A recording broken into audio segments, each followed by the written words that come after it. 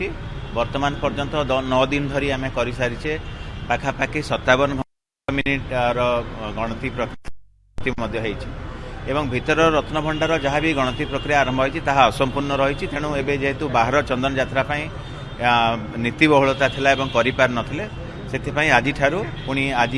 मई मास 11 तारिख 2026 मसीहा एवं आसंता काली मई मास 12 तारिख 2 दिन धरी चलिबो एवं आसंता सप्ताह पुणी आम कमांडर एवं सेवक निजों वार्तालाप करिकी जहाँ नूतन निर्घंट प्रस्तुत करूँ यही समय भितर जहाँ भी पूर्ववत जो नियम कानून थिला से हिसाब से हम भक्त श्रद्धालु माने बाहर काठरे दर्शन करेंगे एवं किंतु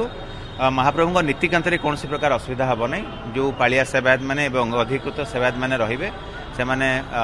भीतर प्रक्रिया एवं जगमोहन जापारे जार जो मानकर पाली थी एवं आज जेहेतु भीतर चंदन यात्रा आरंभ होमें पूर्व